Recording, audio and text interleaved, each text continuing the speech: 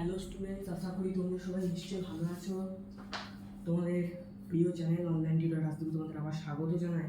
তো আজকে আমি তোমাদের পশ্চিমবঙ্গ মধ্যশিক্ষা পর্ষদ অনুমোদিত অষ্টম শ্রেণীর যে বিজ্ঞান বই তার যে অষ্টম অধ্যায় তোমরা দেখতে পাচ্ছ মানুষের খাদ্য উৎপাদন, এই অধ্যায়টাকে ভালোভাবে বোঝানোর চেষ্টা করবো। যেহেতু অধ্যায়টা বড় আছে তাই একদিনে গোটা অধ্যায় বোঝানো সম্ভব নয়, যতটা পারবো যতটা সম্ভব একদিনে ততটা করাবো। যখন তোমাদের গোটা অধ্যায়টা বুঝিয়ে দেওয়া হবে তারপর তোমাদের কিন্তু অধ্যায়ের প্রশ্ন উত্তরগুলো একসাথে দিয়ে দেওয়া হবে। এখন শুধু আপাতত তোমাদের বোঝানো হবে, ঠিক আছে? যখন গোটা অধ্যায়টা বোঝানো হয়ে যাবে তখন লাস্টে প্রশ্ন উত্তর দিয়ে দেওয়া হবে। তো ভিডিও শুরু করার আগে বলে রাখি, ভিডিওটা যদি ভালো লেগে থাকে, কোনো বাধ্যবাধকতা নেই, যদি ভালো লেগে থাকে তখন অবশ্যই লাইক করে দেবে, চ্যানেলটাকে সাবস্ক্রাইব করে দেবে আমাদের ভিডিও সবার আগে পাওয়ার জন্য, তোমার ক্লাসে বন্ধুদের মধ্যে শেয়ার করবে যারা তারাও দেখতে পাবে। তো বেশি কথা না বাড়িয়ে চলো ভিডিওটা শুরু করা। যেখানে দেখো ভিডিওটা শুরু করার আগে অষ্টম অধ্যায় মানুষের খাদ্য উৎপাদন, ফসলের বৈচিত্র্য, ফসল উৎপাদন, এইগুলো নিয়ে কিন্তু আমরা আলোচনা করবো অধ্যায়ে। এখানে আমরা প্রথমে একটা শব্দ দিয়ে আছে কৃষি বিজ্ঞান। আমরা দেখবো বলে কি লেখা আছে এখানে, কৃষি বিজ্ঞান, ঠিক আছে?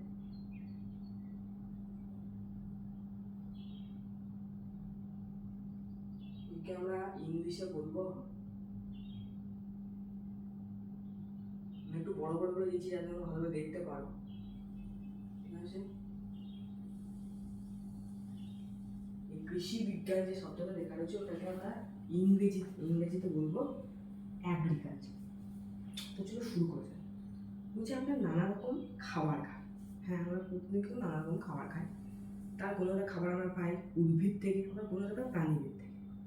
মানে জিনিসটা হচ্ছে আমরা উদ্ভিদ থেকে সবই পাই, তো কোনোটা প্রত্যক্ষভাবে পাই, পরোক্ষভাবে খাই। যেমন তুমি শাকসবজি যদি খাও তো আমরা প্রত্যক্ষভাবে শাকসবজিটা খাবো, আর যখন তুমি মাংস এগুলো খাবে তখন কী হবে, মানে ওই প্রাণীটাকে খাচ্ছ, কিন্তু প্রাণীটাও তো মানে কোনো একটা উদ্ভিদ থেকে খেয়ে বেঁচেছে, ওটাকে আমরা খাচ্ছি। তো ওটাই বলছি, ঠিক আছে? উন্নত মানের উদ্ভিদজাত আর প্রাণীজাত খাবার যথেষ্ট পরিমাণে পেতে গেলে কিছু ব্যবস্থা নেওয়া প্রয়োজন। উন্নত মানের উদ্ভিদজাত আর প্রাণীজাত খাবার বলছে যদি আমরা যথেষ্ট পরিমাণে পেতে যাই তাহলে কিছু ব্যবস্থা আমাদের নিতে হবে। তার জন্য বিজ্ঞানের একটা শাখায় খাদ্য উৎপাদনের পদ্ধতি নিয়ে আলোচনা করা হয়। বিজ্ঞানের এই শাখাটাকেই আমরা বলি কৃষি বিজ্ঞান, ব্র্যাকেটে লেখা আছে অ্যাগ্রিকালচার, ঠিক আছে? তাহলে এখানে কি বলতে গেছে, আমরা নানা রকম খাবার খাই, তো কোনোটা খাচ্ছি উদ্ভিদ থেকে, কোনোটা প্রাণী থেকে। আমি বললাম মানে ডাইরেক্টলি বা ইনডাইরেক্টলি কিন্তু আমরা উদ্ভিদ থেকে সব খাবারগুলো পেয়ে থাকি, ঠিক আছে? তোমরা কিন্তু এমন কোনো খাবার নাম করতে পারবে না যেটা মানে প্রত্যক্ষভাবে পরোক্ষভাবে দুটো ভাবেই মানে একদম ডাইরেক্ট প্রাণী থেকে পাচ্ছি, একদম মানে উদ্ভিদের কোনো সাহায্য আছে এমন একটা কোনো খাবার কিন্তু বলতে পারবে না। ভেবে দেখ, যাই বলবে কিন্তু উদ্ভিদটা কিন্তু ওর সাথে যুক্ত থাকবে। তো বলছি উন্নত মানের উদ্ভিদজাত প্রাণীজাত খাবারগুলো আমরা যদি যথেষ্ট পরিমাণে পেতে চাই কিছু ব্যবস্থা লাগবে। তার জন্য একটা এই কৃষি বিজ্ঞান হচ্ছে কি একটা বিজ্ঞানের একটা শাখা, এটা হচ্ছে একটা এটা হচ্ছে বিজ্ঞানের একটা শাখা, ঠিক আছে? বিজ্ঞানের একটা শাখা। সেখানে কি হচ্ছে, বিজ্ঞানের এই শাখাটাতে খাদ্য উৎপাদনের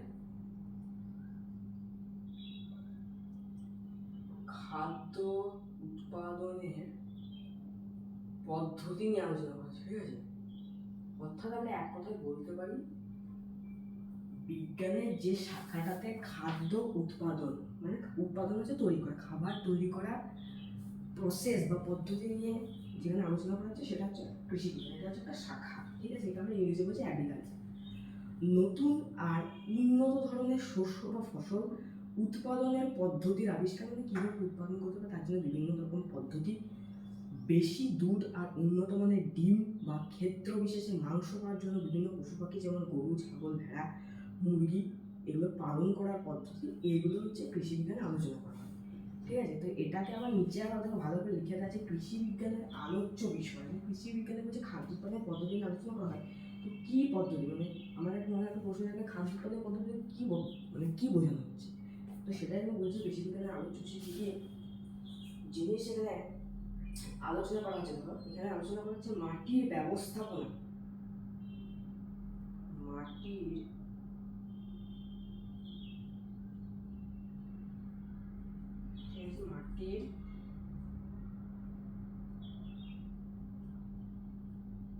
ব্যবস্থাপনা, মাটির ব্যবস্থাপনা মানে হচ্ছে মাটিকে ফসল ফলানোর উপযোগী করে তোলা। কারণ সব মাটি কিন্তু শুরুতে ফসল ফলানোর উপযোগী থাকে না, তাকে বিভিন্নভাবে ফসল ফলানোর উপযোগী করা হয়। পরে ভালোভাবে বুঝিয়ে দেওয়া আছে, তখন আমরা যখন এটা পড়বো তখন ভালোভাবে বুঝিয়ে দেবো। তখন একটা আপাতত জেনে রাখো, কৃষিবিজ্ঞানের আলোচ্য বিষয় একটা বিষয় হচ্ছে মাটির ব্যবস্থাপনা, তো মাটিকে ফসল ফলানোর উপযোগী করতে। 2 হচ্ছে ফসল ফসল উৎপাদন। ফসল উৎপাদন হচ্ছে ফসল তৈরি করা, ওটা নিয়ে আলোচনা, ঠিক আছে। ফসল উৎপাদন এটা কিছু বলতে হবে না, ফসল উৎপাদন হচ্ছে ফসল তৈরি করা।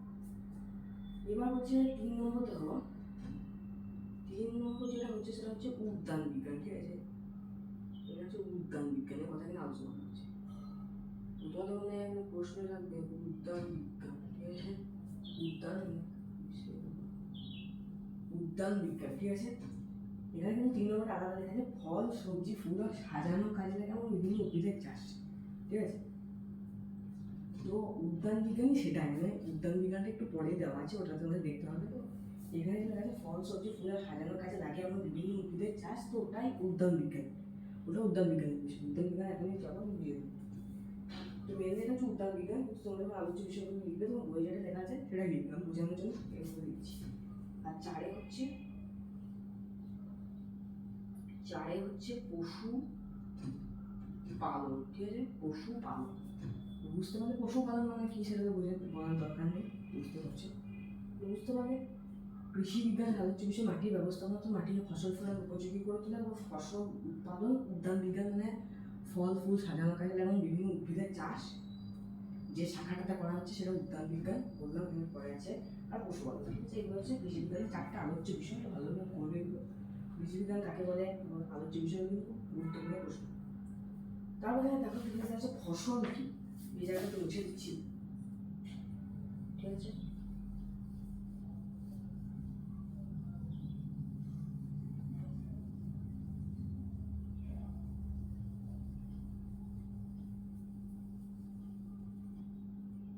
প্রশ্ন হচ্ছে ফসল কি।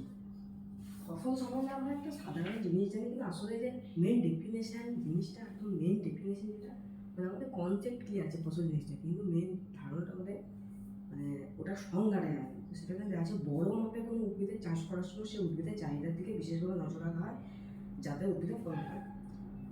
বড় মাপের একটা কোনো একটা উদ্ভিদ, সেটাকে যখন চাষ করা হবে তখন তার যে চাহিদা, জল সার লাগবে নাকি, তো ওগুলোর চাহিদার দিকে বিশেষভাবে নজর রাখা হয়, যাতে উদ্ভিদটা ভালোভাবে বাড়ে, মানে উদ্ভিদটা মারা না যায়, মানে একদম ভালোভাবে বৃদ্ধি পায়।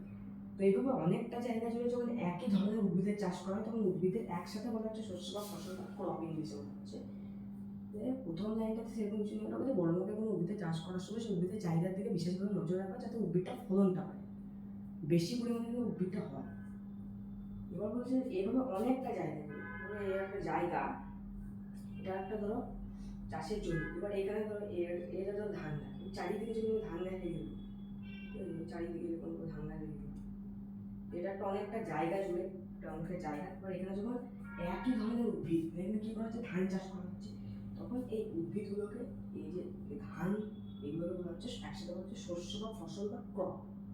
বুঝলে, আশা করি বুঝতে পারছি, সবাই বলার চেষ্টা করলো। এবার তোমরা এখানে দেখো এই যে ফসলের বৈচিত্র্য, ঠিক আছে। ফসলের বৈচিত্র্য কি, বৈচিত্র্য মানে তোমরা জানো বৈচিত্র্য হচ্ছে বিভিন্নতা, ঠিক আছে, বিভিন্নতা। বলছে ফসল বিভিন্ন ধরনের হতে পারে।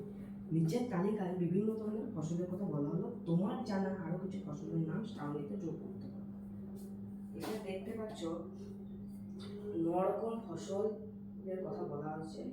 এক হচ্ছে তন্ডুল জাতীয় ফসল, তন্ডুল জাতীয় ফসল, ঠিক আছে।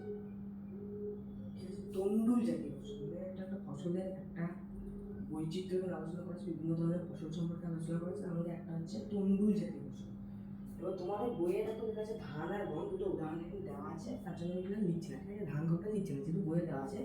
এখানে বলেছে তোমার জানা আর কিছু ফসলের নাম কিন্তু তুমি সারণীতে যোগ করতে পারো, মানে তুমি যেগুলো জানো, মানে এই দুটো ছাড়া তোমাকে আরো যোগ করতে বলছে। তো এখানে আরো হতে পারে, বইয়ে যেটা আছে সেটা লিখলাম না, এগুলো তোমরা বইয়ে লিখে দেবে। ধান গম ছাড়া হতে পারে জোয়ার, রাগি, বাজরা, ঠিক আছে, জোয়ার, রাগি, বাজরা, ঠিক আছে? ধান, গম আছে, তরমুজ জাতীয় ফসলে জোয়ার, রাগি, বাজরা তিনটাও হতে পারে, লিখে নেবো তোমরা।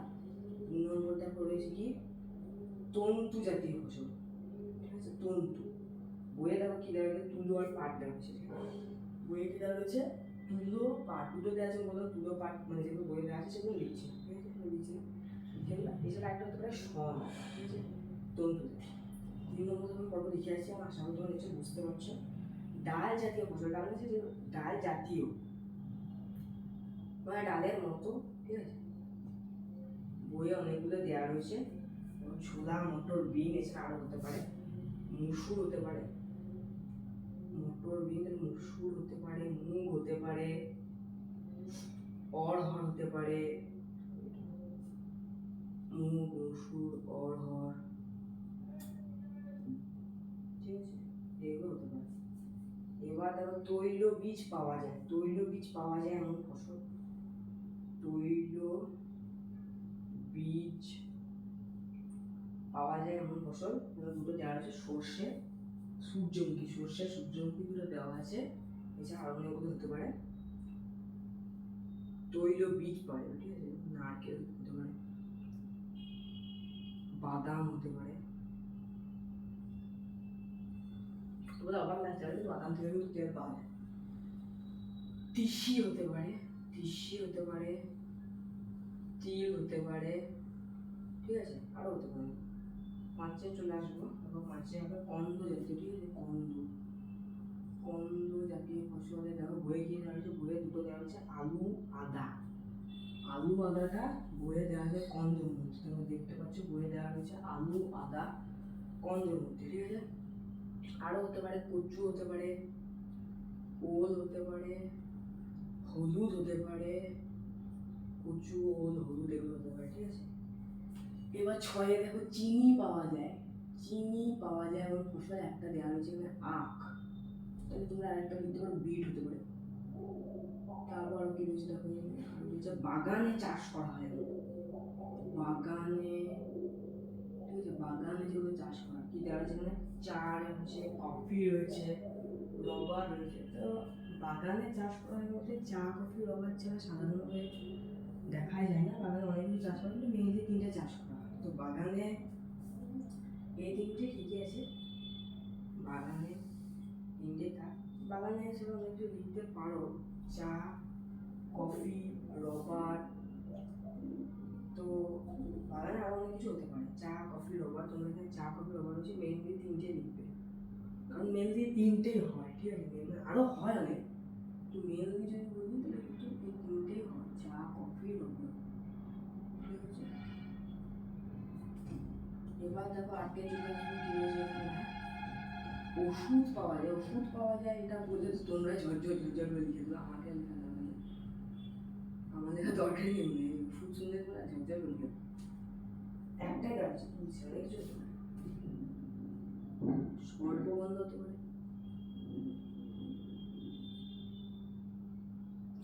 স্বল্পবন্ধ, ঠিক আছে? বাসক হতে পারে, স্বল্পবন্ধ হতে পারে, বাসক হতে পারে, নয়নতারা হতে পারে, নয়নতারা, স্বল্পবন্ধা, বাসক, নয়নতারা, ঠিক আছে? তোমরা আমাকে একটু কমেন্ট করো যদি তোমাদের বাগানে চাষ করা হয়, তোমাদের স্কুলে যদি বলে 3টে ছাড়া এক্সট্রা লিখতে, তখন তোমাদের লিখে দেবো। মেনলি 3টে হয়, যদি বলে কমেন্ট করবে, আমি বলবো, ঠিক আছে? এবার মশলা পাওয়া যায়, মশলা,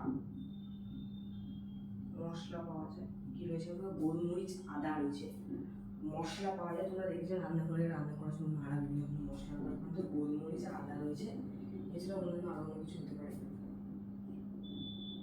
জিরে হতে পারে, লবঙ্গ, ঠিক আছে? জিরে, লবঙ্গ হতে পারে। তো বইয়ে যেগুলো আছে এগুলো লিখে নেওয়া, এটা এখান থেকে কিন্তু তোমাকে আসতে পারে, শর্ট প্রশ্ন আসতে পারে। কি শর্ট প্রশ্ন, একটা গোটা ছকটা দিয়ে দেবে পরীক্ষায়, প্রশ্ন দেবে যে তন্তু জাতীয় দুটো ফসলের নাম লেখো, বা দিয়ে দেবে ধরো ধান, ধান এটা মানে কোন ফসলের অন্তর্গত, 4টা ফসল, তন্তু না ডাল জাতীয় না তৈলবীজ জাতীয়, এরকম প্রশ্নগুলো আসতে পারে, শর্ট প্রশ্ন আসতে পারে। চিনি পাওয়া যায় এমন ফসলের নাম লেখো, বাগানে চাষ করা এমন ফসলের নাম লেখো, এরকম শর্ট প্রশ্নগুলো আসতে পারে, ভালো করে ফুটিয়ে মুছে দিচ্ছি। এবার তখন আমি কৃষি বিজ্ঞানের বিষয়ে আলোচনা করার সময় একটা কথা তোমাকে বলেছিলাম, সেটা হচ্ছে উদ্যান বিজ্ঞান। এবার আলোচনা করবো উদ্যান বিজ্ঞান জিনিসটা কি। ঠিক আছে, মুছে দেবো।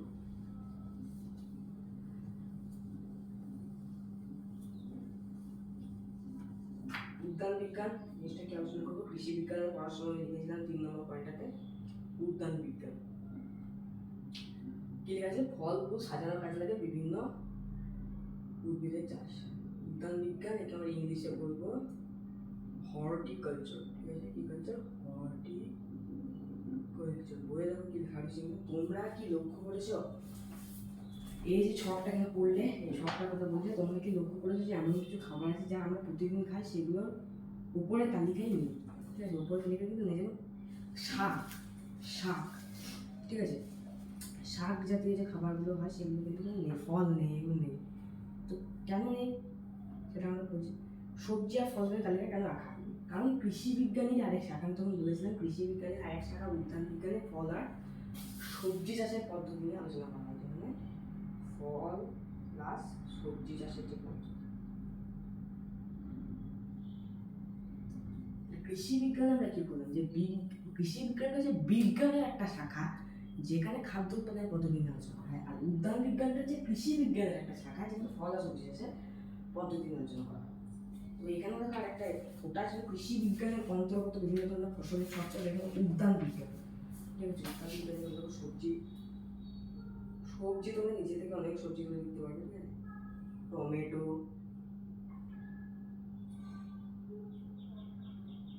বাঁধাকপি, এগুলো বইয়ে দেওয়া আছে তোমাদের, তাই আমি লিখে দিলাম। ঠিক আছে, টমেটো বাঁধাকপি বইয়ে দেওয়া আছে।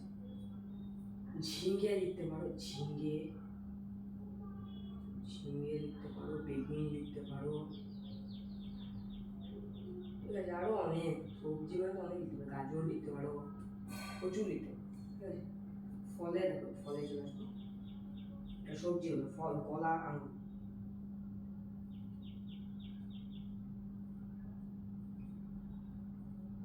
কলা, আঙুর রয়েছে, আরো লিখতে পারো, বেদানা, তরমুজ। ঠিক আছে, আরো অনেক হতে পারে, আলংকারিক উদ্ভিদ। ঠিক আছে,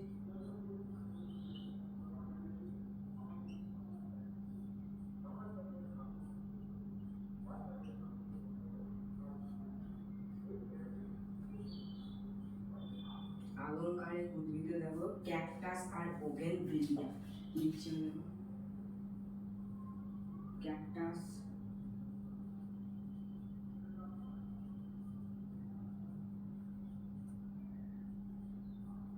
বোগেনভেলিয়া, একটা ধরে পাতাবাহার লিখতে পারো, মেনলি 3টে হতে পারে, আরো হতে পারে অনেক। পাতা সব দিক থেকে বলেও যাই না। তারপর তো আরেকটা পয়েন্ট হচ্ছে ফুল। ঠিক আছে, ফুলে গোলাপ, জুঁই রয়েছে, গাঁদা লিখতে পারো, গাঁদা, জবা। ঠিক আছে, অনেক ফুল, চন্দ্রমল্লিকা, যা অনেক শিখতে পারো। ঠিক আছে, তাহলে এটা হচ্ছে উদ্যান বিজ্ঞান, কৃষি বিজ্ঞানের একটা শাখা, কিন্তু ফল সবজি চাষের পদ্ধতি নিয়ে আলোচনা করা হয়। তো এই চারটে, এটার একটা ছক। ঠিক আছে, এটা উদ্যান বিজ্ঞানের অন্তর্গত ফসলের বৈচিত্র্য, ওটা কৃষি বিজ্ঞানের অন্তর্গত ফসলের বৈচিত্র্য, এটা উদ্যান বিজ্ঞানের অন্তর্গত।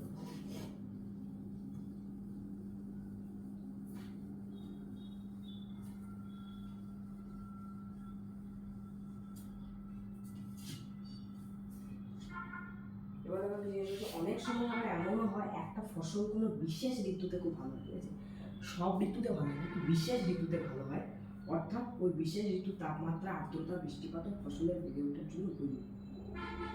মানে ওই ঋতুতে এমন কিছু আছে, অর্থাৎ ওই ঋতুর তাপমাত্রা, আর্দ্রতা, বৃষ্টিপাত এগুলো হচ্ছে ওই, মানে ওই ঋতুতে ফসলটা বেড়ে ওঠার জন্য উপযোগী। কোন ঋতুতে হয় তার উপর নির্ভর করে ফসলকে কীভাবে ভালো হয়। ঠিক আছে, মানে ঋতু অনুসারে, ঋতু অনুসারে ফসলকে দুভাগে আমরা ভাগ করছি।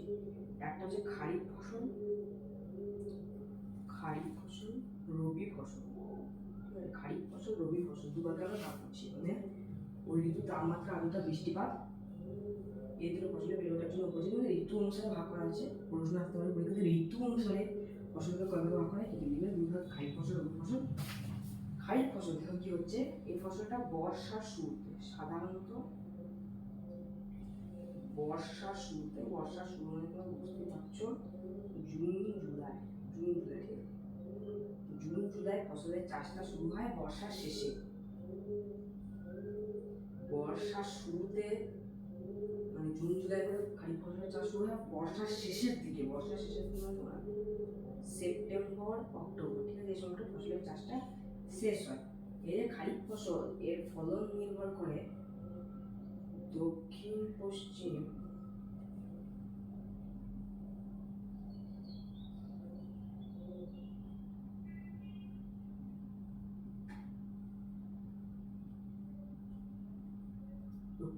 মৌসুমী বায়ুর উপর নির্ভর করে। দক্ষিণ পশ্চিম মৌসুমী বায়ুর কারণে কিন্তু বৃষ্টিপাত হয়। তা তোমরা লিখতে পারো খারিফ ফসলের ফলন নির্ভর করে দক্ষিণ পশ্চিম মৌসুমী বায়ু বা বর্ষার উপর, ঠিক আছে? লিখতে পারো। আর উদাহরণ হলো খারিফ ফসলের আর রবি ফসলের উদাহরণ হলো ভালো করে করবে। পরীক্ষাতে এমসিকিউ আসতে পারে যে ধরো একটা উদাহরণ দিয়ে দেবে, ধরো দিলো ভুট্টা। ভুট্টা কোন লিখবে খারিফ ফসল, ঠিক আছে? উদাহরণগুলো ভালো করে করবে, মানে এখন সবকটা পয়েন্টই ভালো করে করবে। এখান থেকে তোমাদের পার্থক্য দিতে পারে খারিফ ফসলের ফসল। দেখো তুমি 4-5টা উদাহরণ দেবে। ধান, ভুট্টা, তুলো,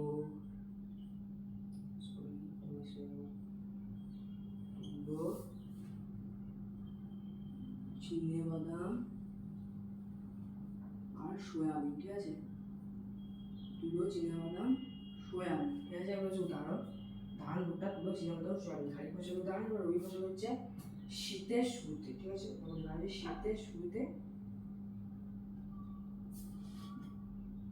শীতের শুরুতে, রবি ফসল আসছি। ফসলটা চাষ করে শীতের শুরু মানে বুঝতেই পারছো অক্টোবর নভেম্বর, ঠিক আছে? এখন আমাদের কি, এখন আমাদের সারা বছরই গরম, সারা বছরই গরম। শীত কখন আসে খেয়ে যাবে, সারা বছর আমাদের গরম। অক্টোবর নভেম্বর আর মার্চ এপ্রিল মানে লিখতে পারো গ্রীষ্মের আগে, ঠিক আছে? লিখতে পারো এখানে ঋতুটা উল্লেখ করেন, তুমি লিখতে পারো গ্রীষ্মের আগে, ঠিক আছে? গ্রীষ্মের আগে লিখতে পারো বা লিখতে পারো শীতের শেষে। গ্রীষ্মের আগে মানে তো শীতের শেষে, ঠিক আছে? শীতের শেষে মানে মার্চ এপ্রিল, ঠিক আছে? আর এটা কিন্তু দক্ষিণ পশ্চিম মৌসুমী বায়ু বা বর্ষা খারিফ ফসল নির্ভর করে দক্ষিণ পশ্চিম মৌসুমী বায়ু বর্ষার উপর, কিন্তু রবি ফসল কিন্তু করে না। আবার উদাহরণ দেওয়া হয়েছে, এখানে 5টা উদাহরণ রয়েছে। গম, বার্লি, ছোলা, মটর, সর্ষে। ভালোভাবে কিন্তু উদাহরণগুলো করবে। আমি বললাম যেটা এমসিকিউ আসতে পারে, অথবা খারিফ ফসলের পার্থক্য চলে আসতে পারে। পার্থক্য যদি দিয়ে দেয় কি লিখবে? খারিফ ফসলে কি লিখবে? সাধারণত বর্ষার শুরুতে জুন জুলাই খারিফ ফসলের চাষ শুরু হয়। রবি ফসলের শীতের শুরুতে অক্টোবর নভেম্বরে শুরু হয়। এটা বর্ষার শেষে মানে সেপ্টেম্বর অক্টোবরে ফসলটা তোলা হয়। মার্চ এপ্রিলে মানে লিখতে পারে গ্রীষ্মের আগে বা শীতের শেষে ফসলটা তোলা হয়।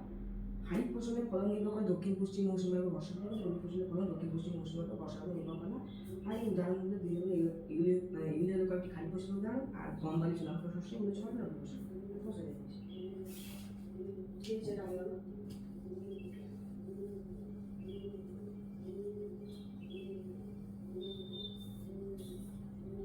এবার হচ্ছে ফসল উৎপাদন। ফসল উৎপাদনের জন্য একজন কৃষক বা চাষিকে বেশ কিছুটা সময় জুড়ে নানা রকম কাজ করে যেতে হয়।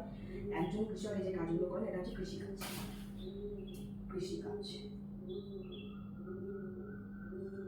একে ইংলিশে লেখা হয়েছে অ্যাগ্রিকালচারাল প্র্যাকটিসেস।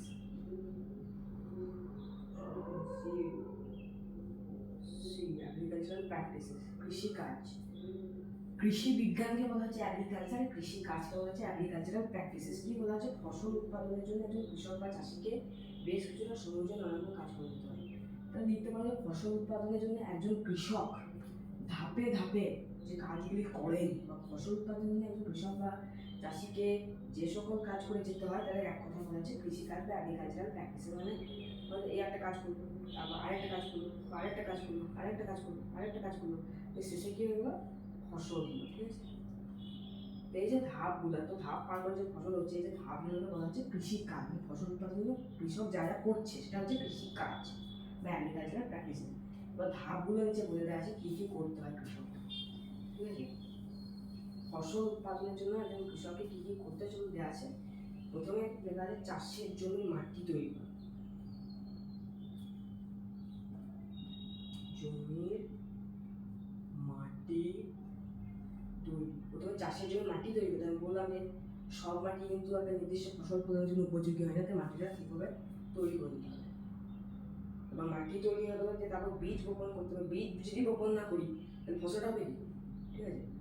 বীজ বপন করা বা বীজ বোনা, প্রথমে চাষের জন্য মাটি তৈরি করবো, তারপর বীজ বপন করবো বা বীজ বুনবো, তারপর সার প্রয়োগ করবো। সার বীজ বপন করার পর ওটাতে সার দেবো, ঠিক আছে। তারপর জল সেচ করবো,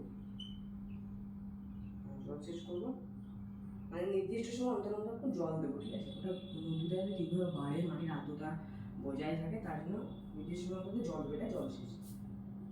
আগাছা দমন, আগাছা দমন মানে আগাছা মানে তোমরা জানো যে একটা জমিতে ধরো আমি ধানের চাষ করছি, তখন পাশে একটা মানে ধান ছাড়া মানে একটা অন্যান্য কিছু উদ্ভিদ জন্মে যায়, বিভিন্ন ধরনের উদ্ভিদের ক্ষেত্রে কিন্তু এগুলো হয়, একটা অন্য ধরনের উদ্ভিদ জন্মে যাতে যার কিন্তু কোনো ভূমিকা থাকে না, উদ্ভিদটা ওরা পুরো ছুড়ে ফেলে দিলাম কোনো লাগবে না। ওই অপ্রয়োজনীয় উদ্ভিদগুলো যে আগাছা, সেগুলো পরে দেখবে। তারপরে যে ক্ষতিকারক কীটপতঙ্গ, ক্ষতিকারক কীটপতঙ্গ থেকে রক্ষা, ঠিক আছে। মানে ক্ষতিকারক কীটপতঙ্গ দেখে যে আমার সেই আমরা দেখেছিলাম একবার যে খুব পঙ্গপালে আক্রমণ করছিল, ঠিক আছে। তো সেই কীটপতঙ্গগুলো তো ফসলের ক্ষতি করে দিতে পারে, এত কাজ করে আমার কী লাভ, যদি কীটপতঙ্গ সব শেষ করতে তাকে মানে সে কীটপতঙ্গ থেকে বাঁচাতে হবে। দিয়ে সব বাঁচানো হয়ে গেল, যখন ফসল ফুলে যাবে তখন ফসলটাকে তুলতে হবে, আর তুলে তো গুটিয়ে তুলে নিয়ে মাটিতে রেখে দিতে হবে না, ফসলটাকে সঞ্চয় করতে হবে, ঠিক আছে। এবার ফসল সঞ্চয় তো আরও অনেক কাজ আছে, ফসল সঞ্চয় দিয়ে ওটাকে নিয়ে যাওয়া হলো বাজারে বিক্রি করা হলো, ঠিক আছে। মানে কৃষককে কী কী করতে হচ্ছে সেটা এখানে বলা আছে। প্রথমে চাষের জমি মাটি তৈরি করলো, বীজ দিল, সার দিল, জল দিল, আগাছা যেগুলো জন্মালো সেগুলো সরিয়ে দিল, ক্ষতিকারক কীটপতঙ্গ কোনো কীটপতঙ্গ যদি আক্রমণ করে সেগুলো সরিয়ে দিল, ফসলটাকে তুললো, দিয়ে ওগুলো জমা করে দিল। শুনতে সোজা, আটটা ধাপ শুনতে সোজা, কিন্তু যে করে তাকে কিন্তু সেই আসলে জানে না কী করতে হয়, একজন কৃষক জানে। তো আমি এই যে প্রত্যেকটা ধাপ এগুলো কিন্তু এখানে পরে কিন্তু তোমার ভালোভাবে দেখতে পাচ্ছি বিশ্লেষণ করে আলোচনা করে দেওয়া আছে। তো আজকের জন্য আমি শুধু এই কৃষিকাজের ধাপগুলো হচ্ছে আলোচনা করলাম। আশা করি তোমরা সবাই নিশ্চয়ই সব বুঝতে পারছো কী কী আলোচনা করলাম। আজকে আমরা কী কী আলোচনা করছি, আজকে আমরা আলোচনা করলাম প্রথমে কৃষি বিজ্ঞান আলোচনা করলাম, তো কৃষি বিজ্ঞানের আলোচ্য বিষয়গুলো, তারপর ওখান থেকে আমরা চলে গেলাম ফসলের বৈচিত্র্যতে, ফসল কী সেটা করলাম, ওখান থেকে চলে গেলাম উদ্যান বিজ্ঞান, তারপর ঋতু অনুযায়ী ফসলগুলোকে ভাগ করলাম, খারিফ ফসল রবি ফসল ওগুলো সম্পর্কে জানলাম, তারপর লাস্টে আমরা করলাম কৃষিকাজ, ঠিক আছে। কৃষিকাজটা করলাম ধাপগুলো আলোচনা। তো আজকের জন্য এইটুকুই। তো ভিডিওটা যদি ভালো লেগে থাকে, প্রথমে বলেছি ভালো লেগে থাকলে অবশ্যই লাইক এবং সাবস্ক্রাইব করে দেবে এবং তোমার বন্ধুদের মধ্যে শেয়ার করো। আবার পরের ভিডিওতে পর থেকে পড়ানো হবে। আশা করি তোমরা নিশ্চয়ই বুঝতে পেরেছো। কোনো যদি সমস্যা থেকে থাকে অবশ্যই কমেন্টে জানাবে। আজকে ভিডিও এখানে শেষ করো।